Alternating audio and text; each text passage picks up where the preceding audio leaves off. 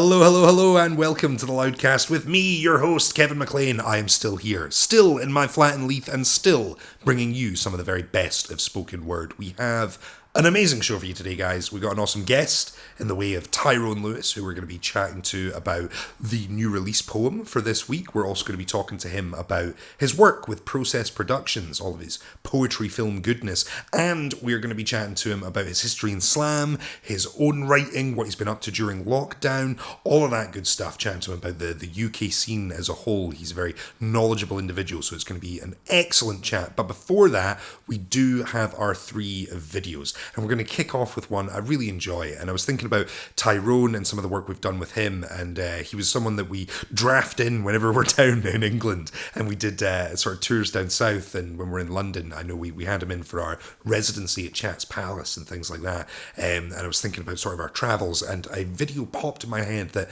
I don't think we've had on the Loudcast before. But it's one of my favourites. It's a very simple execution from when we were at Gosforth Civic Theatre in Newcastle. It's very, like I said, simple video, but really beautiful, well performed, well executed. And this is Katie Ailes with Lemons.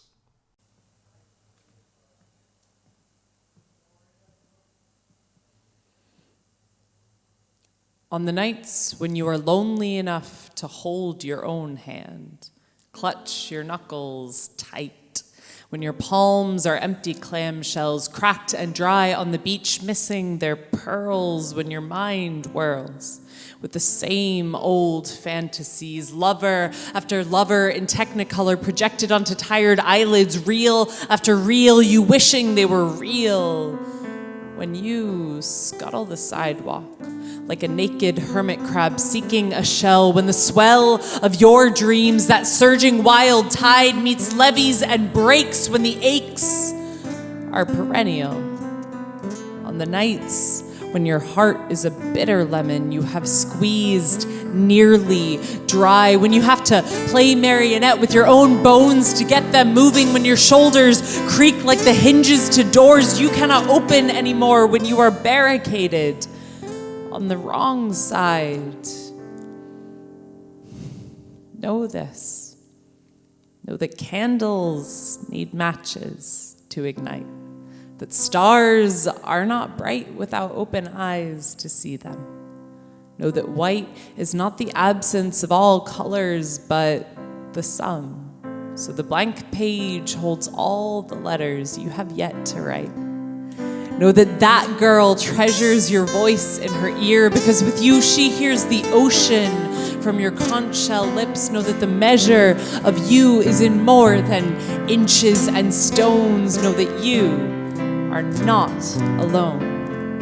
Know that the net is stronger for its knots, that you are not a misstitch but a pearl. Know that the curl of your sleeping body is the question mark to someone else's answer.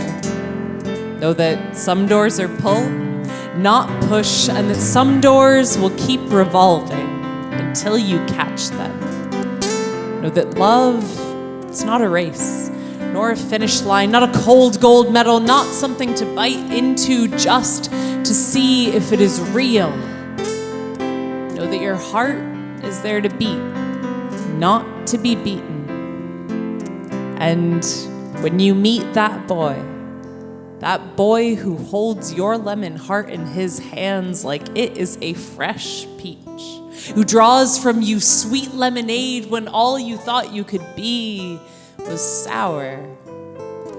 Know that lemons wired together create power, electricity dripping from their circuitry. Know that the sparks in your heart can light up a home, that you are not alone.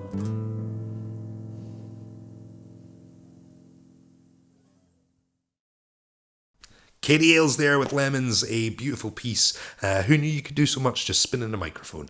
Very good work from Katie, shot by Perry Johnson, and of course, including the wonderful Loud Band. It was a really good tour. We're excited to hopefully get back to all of that when things are a bit more normal. You might see us down in Newcastle at some point. We love Gosforth Civic Theatre, and if you are in Newcastle, go and check them out and support them because they do some really good work. In the meantime, we're going to keep keep on rolling, and we have a weekly video coming out. It was one from a couple of weeks ago. It's still such a powerful, incredible piece. He is an amazing performer who isn't in the scene anymore. We sadly miss him. He's departed back to the States, but we love him dearly. Hopefully he'll be back at some point. This is Joe with the Glasses with Let Them Know. The day after my mother set sail on the calmest ocean she'd ever traveled, I saw the fire that she let stay inside her housing project of rib cage outgrow her body, consume a face that looked so much like mine. I saw the smoke dance in the night like I'm sure once she did. I saw faces that I'd never seen before write eulogies on the dirt with tears. I saw this old man, black, real black, the kind of black Wesley made cool, almost blue like my mama would say. I saw him hug my pops like two hands clasped in prayer for the kingdoms that never came.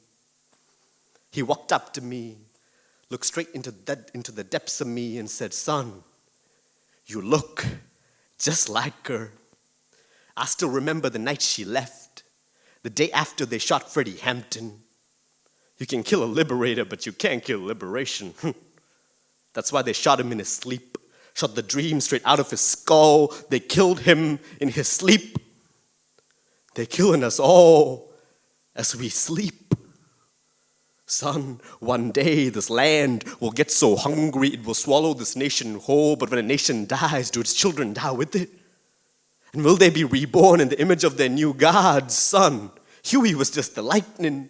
We still waiting on the thunder. Are you loud enough to be my thunder? I say, I don't know. I spit poems in some far-off land to rooms full of white folk as they click their fingers and smoke cigarettes in my honor. I fold my black into my breath like my mama used to braid my sister's hair. Left over, center, right over, left 7 times over, but sometimes I just miss home so much. I miss all my dead brothers and get so tired of telling their stories. What the fuck is a revolutionary poet anyway? He says, you spit and Brooklyn catches fire. Bed-Stuy bleeds and clots, and as always, the air stinks of iron. You spit, and just as our grandmothers foretold, Manhattan turns red and the other boroughs fold into a new America. Let them know what government cheese tastes like. Let them know how nappy your brother's hair was. Let them know how hard it is to get rid of ashy knees. Let them know we couldn't all afford shea butter. Let them know about that one time you saw blood spill on cobblestones, and as it seeped along the edges, it reminded you of a New York City road map. Let them know that we are not dead. Let them know that we ain't dying. Let them know that we ain't going no place. Let them know. Joe with the Glasses there with Let Them Know. A stunning piece of work. Joe always writes so eloquently and passionately. He never censors himself or holds back when he wants to talk on an issue, whether that makes people feel uncomfortable or not. And his work is aimed at challenging people and pushing them to think outside of their norms and outside of the box. And I have a huge amount of respect for Joe and all the work he does. So go and check out more of Joe with the Glasses. We've got another awesome one of his videos on the channel, actually, Jackie, which was part of the same set. You should go and check that out. But in the meantime, we have the newest weekly release, and that is from Jess Green. We had her on the show last time. I'm very excited. You know, I'm a big fan of Jess Green, so I'm very excited to showcase this poem and have a chat about it with our guest Tyrone Lewis. So this is Jess Green, National Average. From the moment they take their first breath, they are marked in line with the baby next to them for weight and height, and the day they take their first steps against their age and class and social standings. When they're toddling in line with the baby next to them on the first day of reception, they are ready to be graded, tried and tested, marked in line with the national average, where every child must stand above the national average, because where's progress unless based on a handful of flimsy statistics? And school halls are crammed with podgy-limbed toddlers wondering who took their sandpits away, replaced them with a paper and a pen they have yet to learn how to hold. And later, when they're told their score, their mark, their grade for their baseline assessment, they are learning their first lesson in how to deal with consequences of actions they weren't even aware of making. But now we know that you are John. Your mum took you to the theatre from the age of 2, played your Mozart while you were still in the womb, before you even had the consciousness to understand that this would stand you in good stead for this day. And you are Hayley, whose house was a little more complicated, never taken to the theatre to see the adaptation of Dogs Don't Do Ballet, whose parents scrabbled down the sofa for pennies and decided whether to spend them on heating or eating, given it was now coming up to the 3rd of January. Done and dusted. Thank God we managed to get that sorted. Now carry that scorecard with you until the next time you're tested. And in the meantime, they are told to express themselves in active voices, using conjunctive adverbs and subordinate clauses, and learn history chronologically, which means it's intensely boring as soon as you get past the dinosaurs. Here comes another round of tests and assessments. This time, they are just old enough to hold on to the idea if they don't do well enough, or they're probably just not good enough, at least not as good as that golden pie in the sky called the national average, ever unreachable except for the most privileged. In year 6, we were still picking up bugs and wetting our knickers from too much giggling. Now I stand in primary school corridors lined with signs saying, shh, exam in progress. Like the ones you see during your GCSEs, your A-levels, and the final year of your degree. And these are scrape-kneed children with the remnants of dinner around their faces, swapping football stickers in the queue for the exam papers. And even the ones awarded more time, the slow readers, the ones with special needs and statements, spend it watery-eyed in empty classrooms looking pleadingly from the teacher to the sunshine outside, remembering a time when just painting a picture of your goldfish was enough to get you a well done. But at least they have their post-test party to look forward to. Popcorn, pizza and Ice Age 2 on the big projector where everyone in the room can feel that they are all in this together and remember that they are 11 years old. Except Nicky Morgan called ahead to say these frivolities are to be cancelled from today because there is no space in the curriculum for a whole class flashmob of Gangnam Style, or for Henry Jones, for whom the national average is but a wondrous dream, to sing his own rendition of Let It Go. No.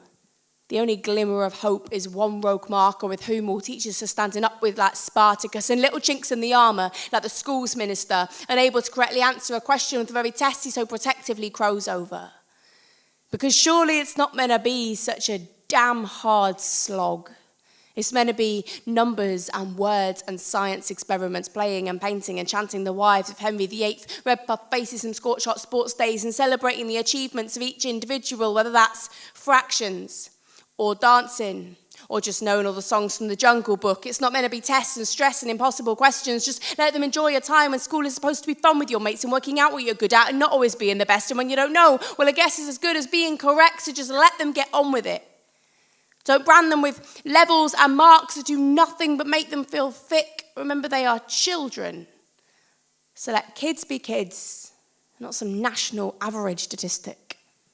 Thank you. And that was Jess Green with National Average, a tremendous piece.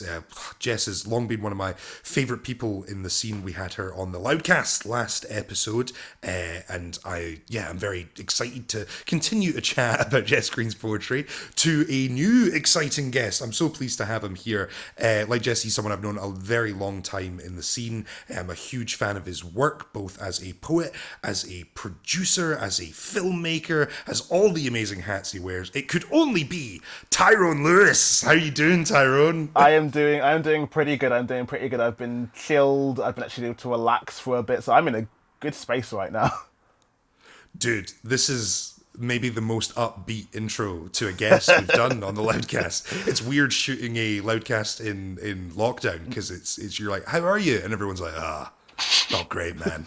Going crazy, trapped in a room. But you're doing good. That's nice to hear. Yes. I've had 5 days of furlough, and I didn't realise how much I know it's furlough and all that, but it's like I needed a break, and oh my god, that was refreshing. I am recharged. I know what sleep is again. It's been good. Excellent, excellent. Because I kind of mentioned there in the intro, because you have full-time work outside of the work you do as a poet, obviously, in like film production and stuff, right? Yes, like a full-time video editor, and for the most part, I've been working pretty much throughout all of lockdown and all of this. But because this is our quiet period, they're utilising furlough to be able to like, save a little bit of money, because unsurprisingly, working for a media company where lots of our trade comes in films and theatre, we've been a bit like, okay, cool, so we don't have much to do.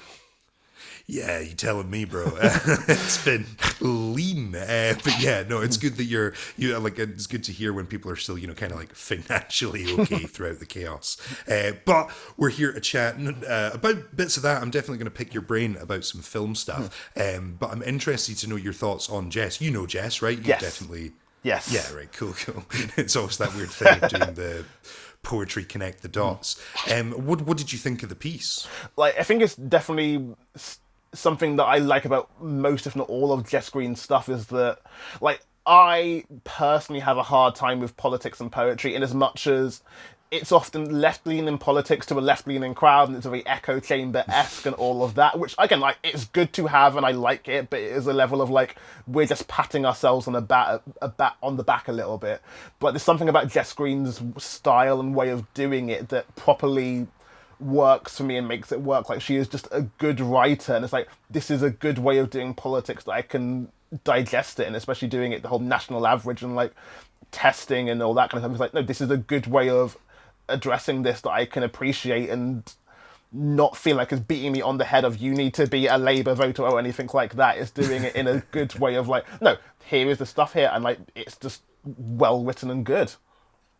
I think that's bang on when you look at, like, I always think of when people bring up political poetry and that sort of issue that exists, right, where the scene in itself is more left leaning, so you're kind of constantly preaching to the choir. I always think of Kevin Gilday and his poem where he has the line, "Oh, I'm glad you pointed out racism's bad. Until you took to the stage, we were all on the fence about it." Like, it's just that idea of these rallying cries, and we've all heard it. And I think, I've discussed at length on the Loudcast the importance of political poetry. It's not being dismissive of the subject matters or the passion with which people approach them, but sometimes screaming a slogan or like rallying for a particular, what is seen as a camp in politics, like a team, like, seems tribal and kind of agenda based, whereas what Jess does, and it's funny you say you're not a big political writer, because I think it's something you often do when you touch on political subjects,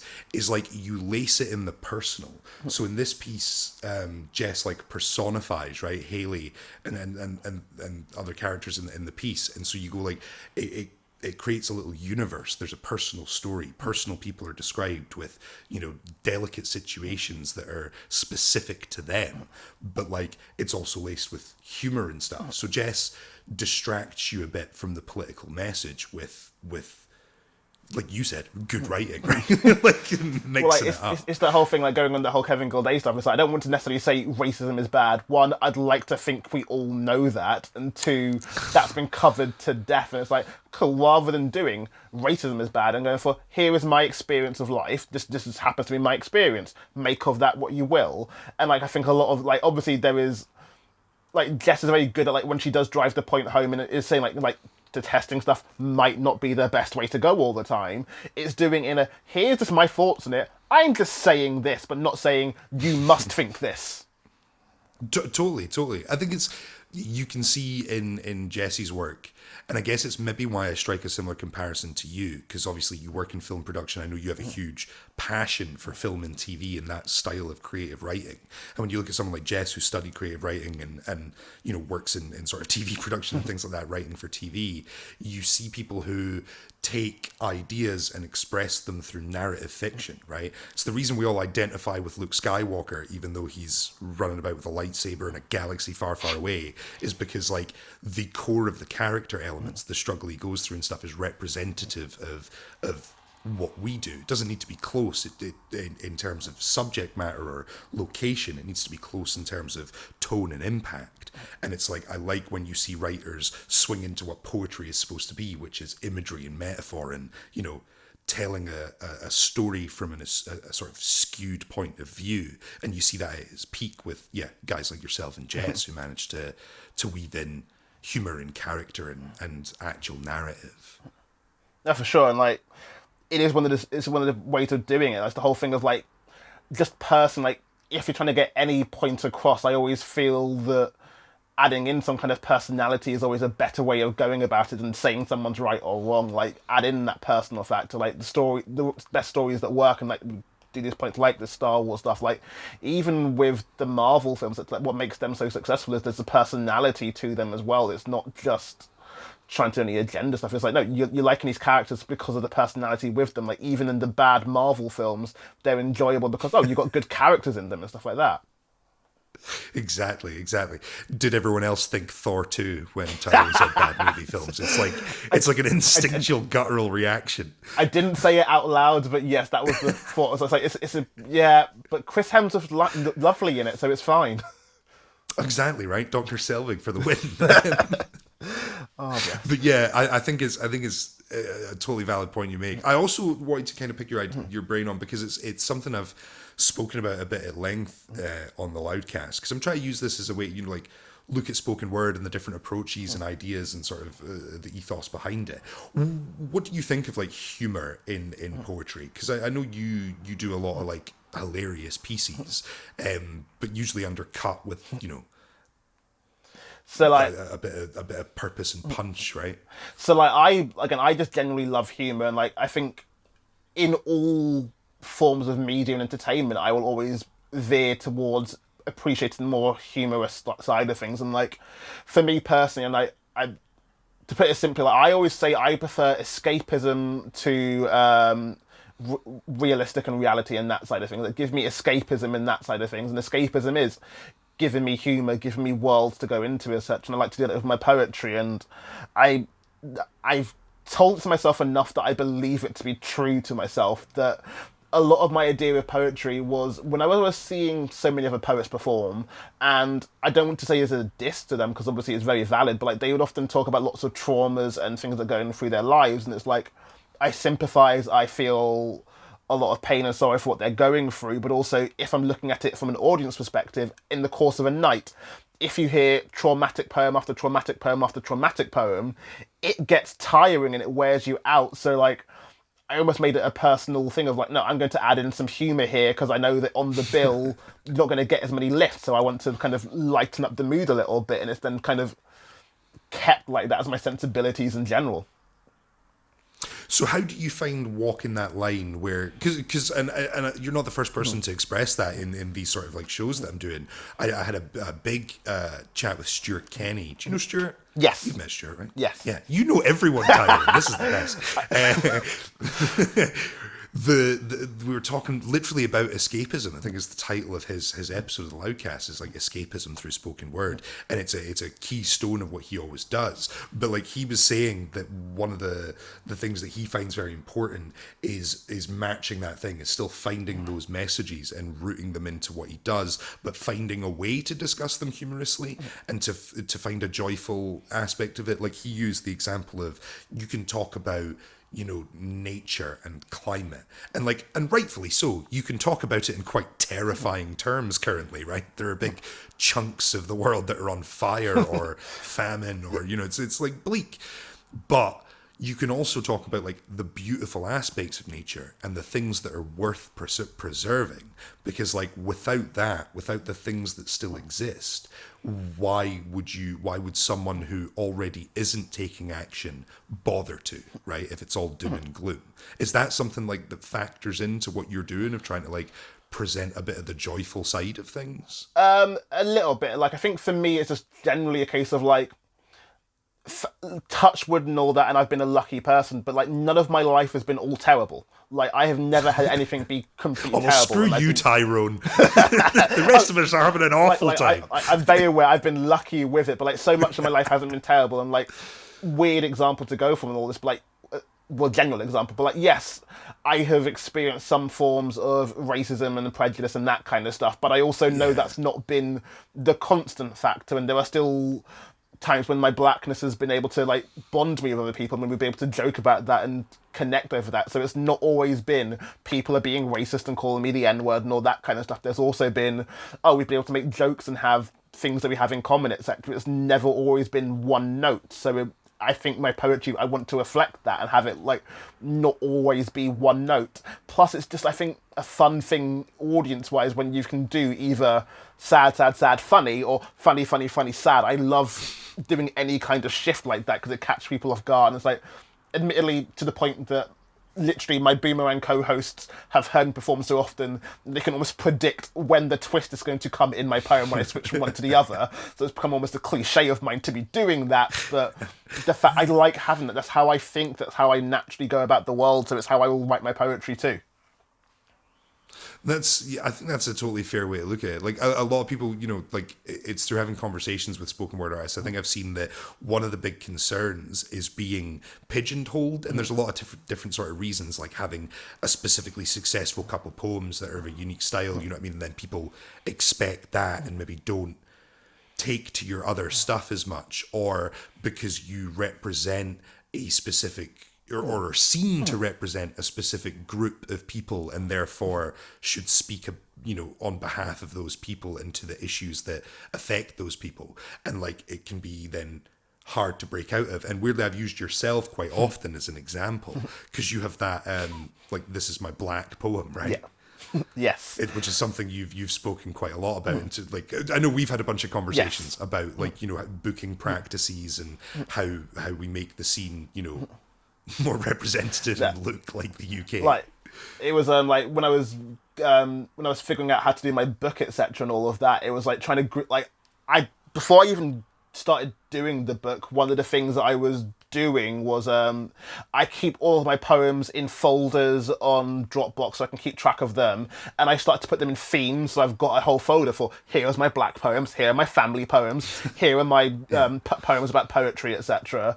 And seeing like, okay, cool, have I written about it from this angle and that angle, etc. But like I do have the category like, no, here's the black poems, and like when I'm doing a set, I'll be trying very aware of like either just do one black poem, one family poem, one poetry poem, or the black poems went really well. I can do another one. I can like build onto it as well. Yeah.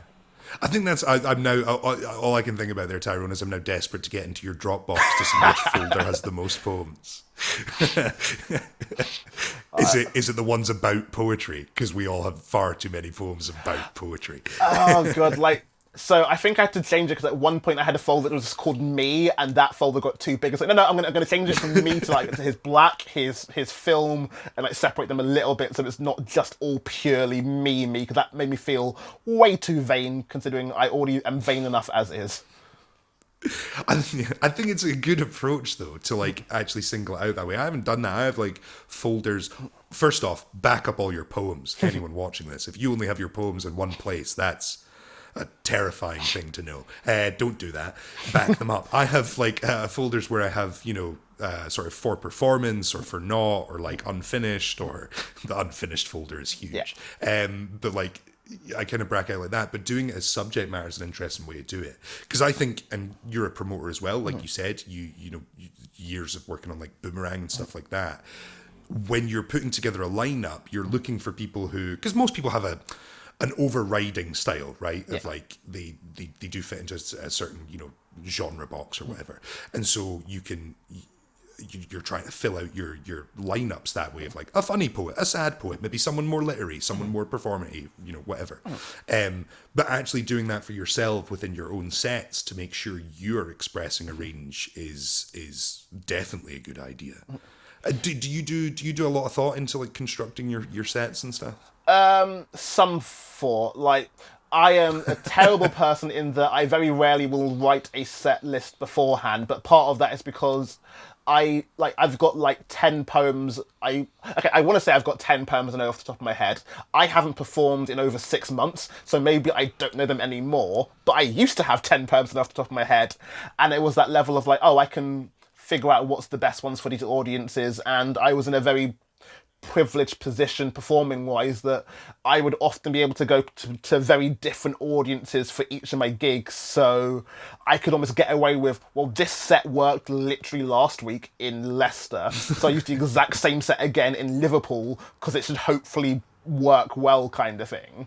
But yeah, I do try to keep some level of a theme going with it, in as much as like it'll be like, okay, I'm going to start with a poem about my mum, I can then go into a poem about my dad, then I can do a poem about me, and then for me I can go into a poem about being black, etc. And there was a very loose connection there, so there is a slight through line through it, but also there is something also different styles that it's not going to be the same note the whole way. See, it's interesting because I think I kind of discussed this a little with Jess, and it made me kind of reflect on my own introduction to the spoken word scene. And I think you're a similar, it's not like a unique story. A lot of people kind of go through this way, but you were doing like a lot of slams, right? Like that's how is that how you kind of fell into it? Because I know we should bring up the fact that you are like the current UK slam champ, right? So yes, I am still the UK Slam Championship, though that's another conversation for another day about my feelings on that. But in terms of how I got it was something I was going to bring up. Like in terms of how I got into it, like so I got into poetry in general thanks to workshops at the Roundhouse, and therefore got into the Roundhouse Slam there. But that was like the first Roundhouse Slam before it is this enormous beast that it is nowadays. So I got into it via workshops, and I didn't do open mics and stuff like that until I got back from uni, actually, because I met Jacob Sam LaRose when I was like 13 years old, did workshops and other things through him, and going to stuff by him, like doing like gifted and talented courses or other workshops.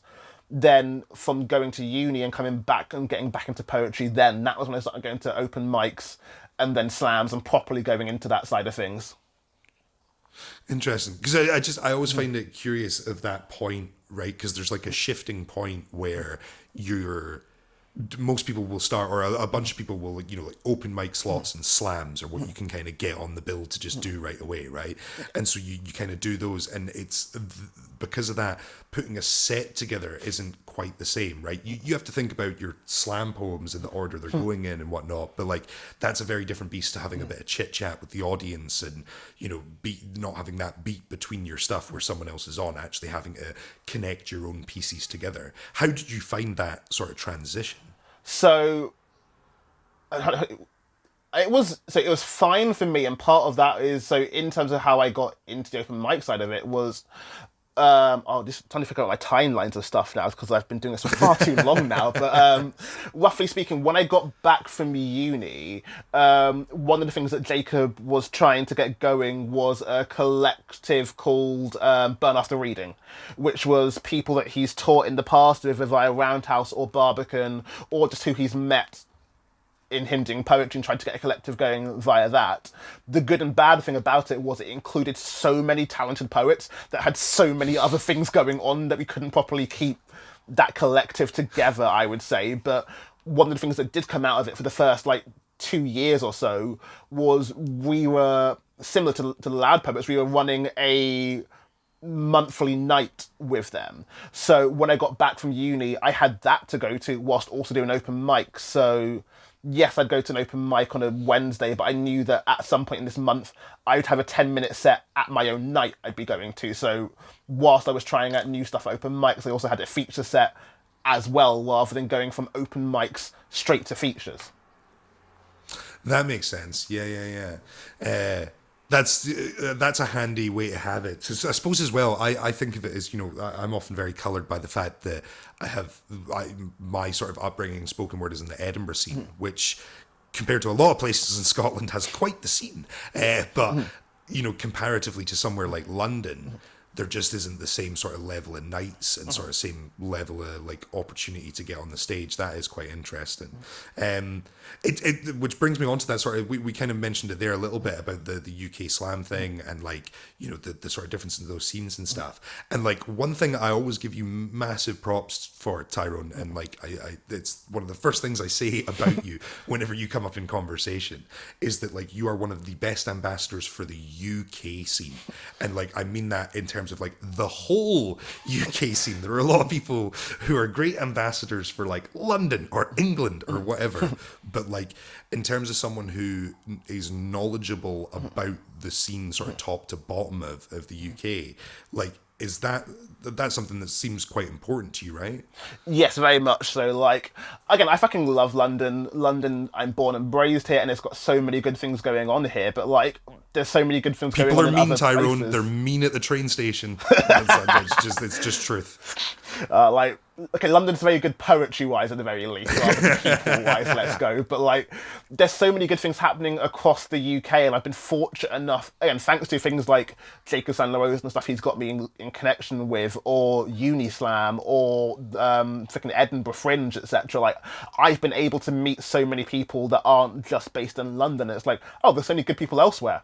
Why not keep in contact with them? That's a good thing to keep in contact with and keep seeing what's going on. Like, yes, there are so many good poets in London, but there's so many good poets in Edinburgh and Manchester and Birmingham and Leicester and Liverpool and all over the UK that it's like you're almost doing yourself a disservice if you stick to just the one scene. Like, I understand it from a practicality sense and like a money sense that you cannot always afford to go to different places to see nights. Like, I am in a fortunate position that I've been able to see so many places because people are paying me to feature in Leicester, etc., and so forth. So I'm able to get out there.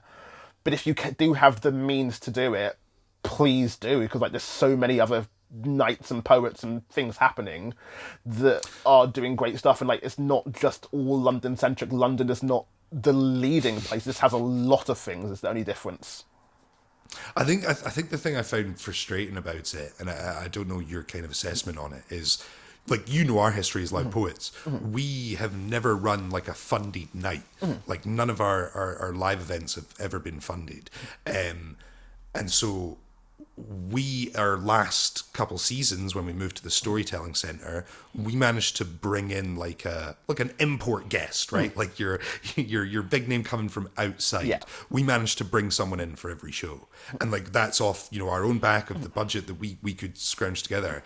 And like when we, you know, do Fringe, we're lucky enough to have people come up, and we, you know, try and include as many people as we can from outside of Scotland and things like that.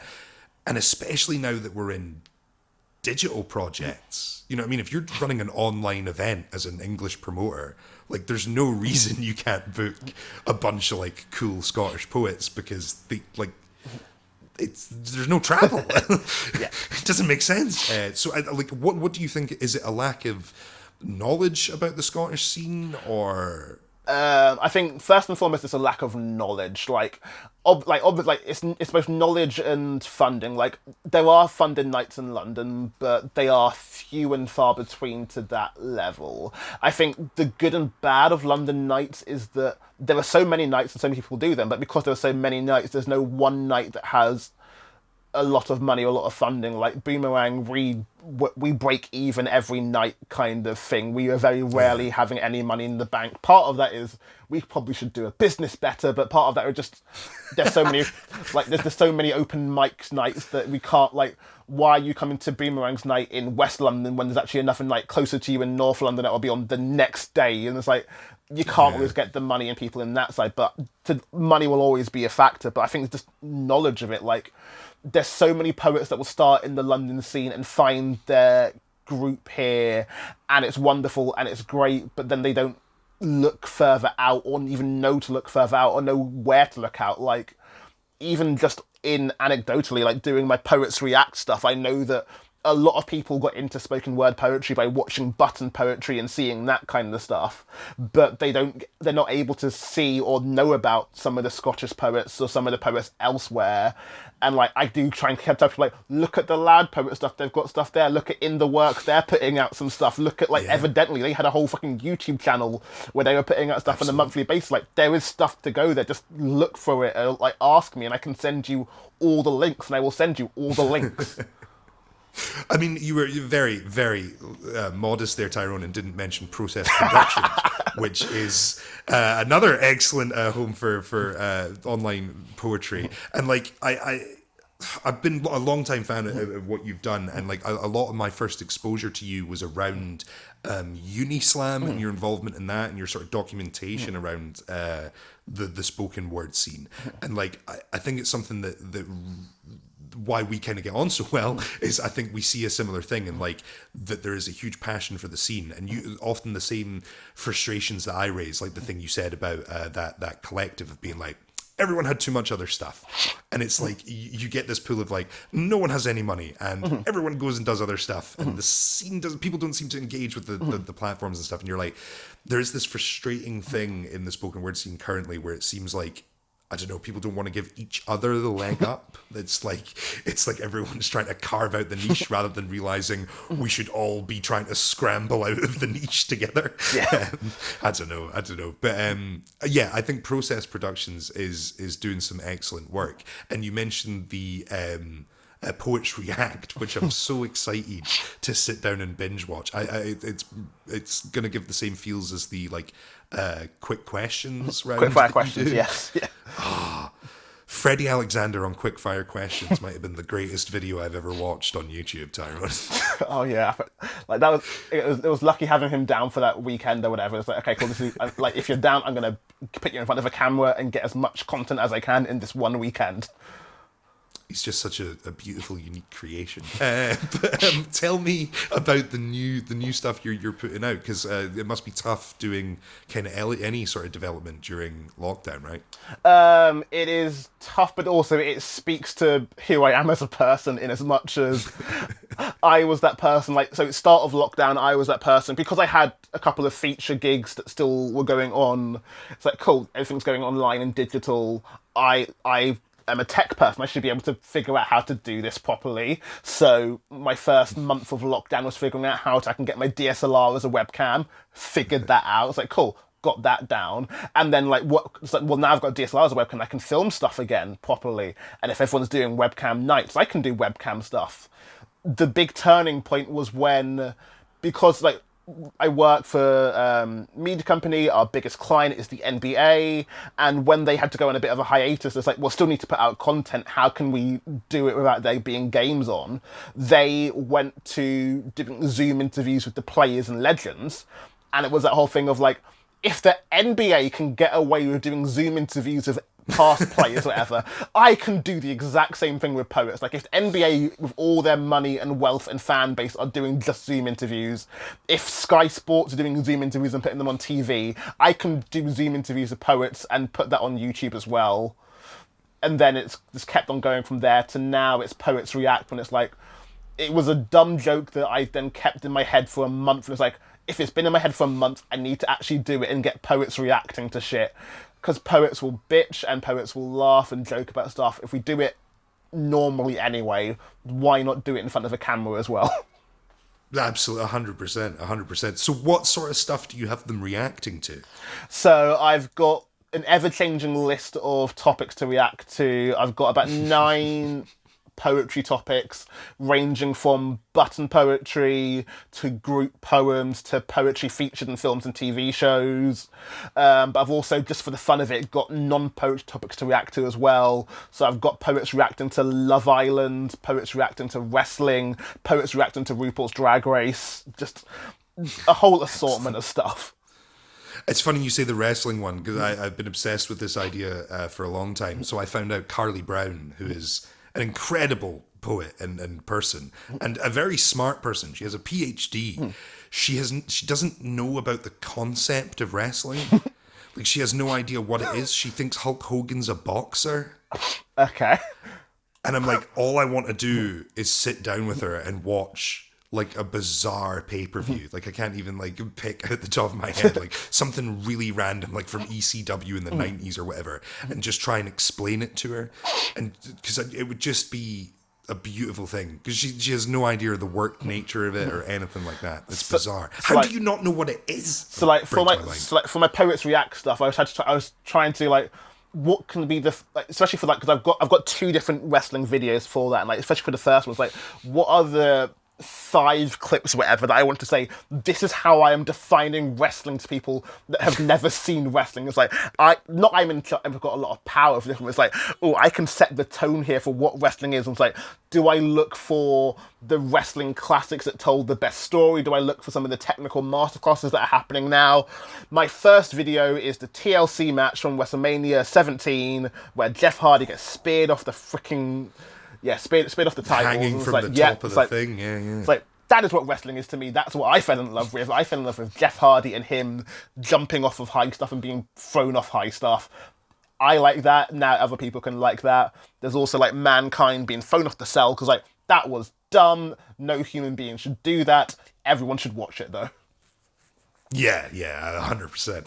Excellent. Again, I've managed to dissolve this into wrestling chit chat. There is the Loudcast Extra if you want to come and see poets talk about the other things that interest them outside poetry, because that's kind of what that show has become. But we will be sticking about for that later. But on Process, what's the kind of agenda and idea behind Process then? What are you looking to kind of do with it? So it's first and foremost, like with me in filming stuff in Process, it was just a level of I wanted to document this scene. There was a lot of things happening, like there was a lot of poetry happening, and like similar to people not knowing about the Scottish poets, there's also a level like there was obviously a large stage when like even as much people know about London and know about the poetry scene here, no one was really filming anything or putting anything out there. And it's like, I've got a media degree, I've got a camera, I can film stuff, why not film stuff?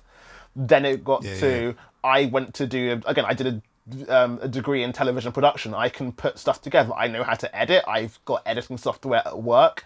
I can probably put together a thing about this, and then I put together my new shit documentary, which is like, I've got friends, they like poetry, I can film stuff. Let's do that together, and we put out a 45-minute long one-man banded documentary about poetry, and then it's like, this kept going from there. It's like, I've got the camera, I've got ideas, let me do stuff. Half the ideas never end up going out there, and like, there's so many abandoned projects as well that I feel somewhat guilty about, but also I'm only one person.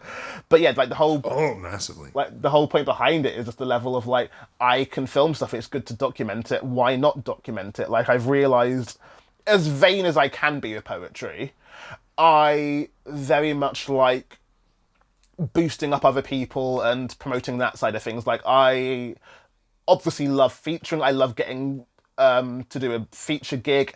I also fucking adore when I can go, hey, book this person, they're really good. And doing that with video stuff, with like Process stuff, it's like, cool, here's this person, look at what they're doing. Like, I love seeing all these poets get successful, and when they're doing their next feature slot or whatever night, and looking at the poster for that slot, oh look, it's the picture I took of them, they're using that, and like, I love that. That's just a nice feeling of like, look, I've helped these people, I'm giving them stuff that they can use and do. 100%, and like I said, it's always been one of my favorite things, and one of my most talked about things about you, Tyrone, is the sort of scene building aspect of it. I think when you look at any scene, and like, as much as it, I know it bugs you, it bugs me, the whole every now and again an article will pop up, is spoken word the new rock and roll, and you're like, no, but like, it is still a growing scene, you know what I mean? It is still in relative terms, you know, to like the music scene in the UK or the comedy scene or whatever, it is still very new and growing, and you're like, it needs things set up around it. Like, it needs guys like Muddy Feet doing you know, video work. It needs us doing that up here. But it also needs people doing like documentary work and talking about it. It needs things like podcasts and stuff. Like, I was talking to PJ a lot about, you know, like his work with Lunar and things like that, and you need them coming from different angles so that it is a fully fleshed out scene. Like, you need people like Pete Bearder and Katie Ailes doing like top class research, and like, it's just it needs that kind of like infrastructure around it, I think, to properly develop. Like, it needs some more critical thought going on. I mean, so like, it's partly that, and it's also, and this is only from my experience with Process, is that I am very aware that the most viewed stuff I've got on Process is not people performing poetry. It is people doing quick fire questions and them doing the documentaries. Like, the poetry stuff is nice and it's good for them for their marketing, but like, people like the stuff that's just outside of poetry, that's different rather than always the poetry all the time. They can get the poetry from nights and stuff like that, and that's not to say don't film poetry. It's good to have, great to have it for your portfolios when you're trying to book gigs, etc. You look at button poetry and people's experience into the scene, great to have videos of poetry, but also just from an entertainment standpoint, it's also good to have like about poets, because poets are interesting. I think there's a thing as well when you look at poetry and you go, so much of it is rooted in the personal. You know what I mean? Most people are writing from their own experience. It's their own writing, their own performance. They, you know, direct themselves and manage their own stuff. You know, you're a real one-man band as a spoken word poet. And there is that thing of like, it is reflective to then see the people behind it, right? You want personal stuff from people who are sharing personal stuff and not always in the format of complex imagery. Oh, for sure. Like, one of the things, again, it's going what you were saying with the whole getting everything around it. Like, I love watching talk show clips every now and then and like seeing more about the actors. Like good example is like Ryan Reynolds. Ryan Reynolds is a fun actor. He does some fun roles, but also some of the things that you love about him is his interaction with the fans, his Twitter account, his YouTube interviews, etc. Like that kind of stuff. And it's like, why can't the same be true of poets when they also have the fun interviews to go along with the good work they also do? Absolutely. And to give people a bit of a point in the right direction, you can support Process Productions on Patreon. You can go and give them a couple quid every month and it'll help them make some amazing spoken word stuff to try and build the scene, to create that kind of infrastructure that we're looking for around it. We support Process Productions on Patreon and you absolutely should as well. A little hint to that you can also support us on Patreon, but let's not get into that. So yeah, go and check them out. I take it you also you can go and check them out on YouTube and Patreon websites and all that. I will get a bunch of links. Is it the YouTube page that is the main place for people to go and check out, Tyrone? Yeah, YouTube is the main page to check out. There is the Instagram and Twitter that I neglect far too often and keep meaning to put stuff out on and never do. But yeah, YouTube will be the place where all the stuff comes. Good. Yeah, so go and check them out. There will be links below and maybe bubbles in the corners and all that good stuff. Tyrone, I know you're going to stick about and we're going to have a chat on the Loudcast Extra. You've sparked me, so it's probably going to be about wrestling. So come for that if you're excited to get on board and check that out. But before we depart, would you be up for giving us a poem? I can do, yes. Like, I've not been writing much, if at all, over lockdown, but I do have one poem that I did quite enjoy doing. Ace. Cool. Anytime? Anytime you like, man. This poem is so black, it was being racially profiled before I even wrote it. This poem was being looked over for jobs despite having all the relevant qualifications and experience. This poem is pretty for a black poem. This poem has curves and an arse, and this poem is so black it has cornrows and dreadlocks and an afro and extensions and a weave. This poem exclusively eats jerk chicken and plantain and watermelons and just drinks orange soda and rum and ginger beer. This poem is so black a police officer murdered it on video. This poem is so black, it comes from the country of Africa. This poem is so black, it comes from the country of the Caribbean. This poem is so black, its middle name is the N-word. This poem is so black that we can't pronounce its real name, so I'm just going to call it Kevin. This poem is exotic. This poem is so black, Scarlett Johansson wants to play it in a biopic. This poem loves anime, specifically Naruto and Dragon Ball Z, and this poem's favourite superhero film is Black Panther. And everyone mentions Get Out to this poem. This poem is so black, a police officer murdered it on video, and now it's trending on Twitter. This poem is so black, people are surprised it likes country music. This poem can play bass. This poem is good at sprinting. This poem is good at basketball. This poem is good at long distance running. This poem can't swim. This poem is so black, its dad left it. This poem is angry. This poem is mad. This poem is a thug. This poem used to be in a gang. This poem always carries a knife with it. This poem is so black, it keeps being asked to be the one black poem in the set. This poem makes most of its money during Black History Month. This poem is so black, a police officer murdered it on video, and now it's trending on Twitter, and now people are protesting. This poem is so black, it was killed before it could. Dude. What peace. That's, yeah, really powerful stuff, man. I think a good illustration of exactly what we're talking about, though, of like, it's a unique approach to the thing, you know what I mean? It's a sideways view. There is those bits in there that like make you want to laugh. Like when you say that everyone brings up Get Out, you're like, oh my God. But then it's immediately followed by, you know, this poem was killed by a police officer on video, and you're like, that's that sort of immediate juxtaposition.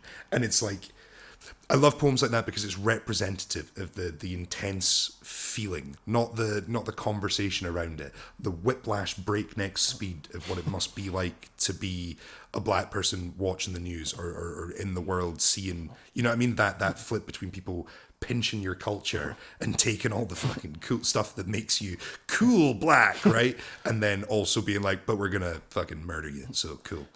Damn, Tyrone, that's beautiful.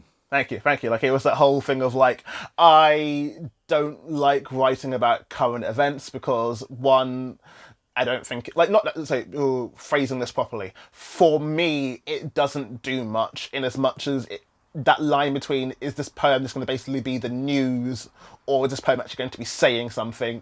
But that was just an idea that I had. So no, this is I've got a new way to write another new black poem, so I will have 10 new black poems for the next book now. Excellent. Speaking of books, you can pick up Tyrone's book. The link down below in the description. It came out through Burning My Books. It's Blackish is the title, right? Yes. Yeah, Blackish. So yeah, absolutely go and grab Tyrone's book. It is filled with incredible work like the piece you just heard. I really enjoyed that, Tyrone. Amazing piece. Yeah, thank you so much for coming. It's phased me. Thank you so much for coming on the Loudcasted. It's lovely to catch up with you and hear from you. Everyone go and check out all of Tyrone's stuff. If you want to see a bit more, you can jump over to the Patreon channel right now and you'll get another 10-15 minutes of me and Tyrone talking a bit of rubbish. It's going to be great. If you're not joining us then, we will see you in the next episode. Until then, thank you for watching. Hit like, hit subscribe, all that good stuff, and we will see you next time. Tyrone, say goodbye. Say goodbye. Thank you so much for watching this video. If you enjoyed it, we'd appreciate it if you could hit the like button, if you could hit the subscribe button, and make sure to ring that bell icon so you don't miss any updates from us in the future. If you want to go that extra mile and support us a little further, we do have a Patreon channel with loads of exclusive goodies, and you can sign up for as little as $1 a month. We appreciate your help, guys, and hopefully we'll see you again soon.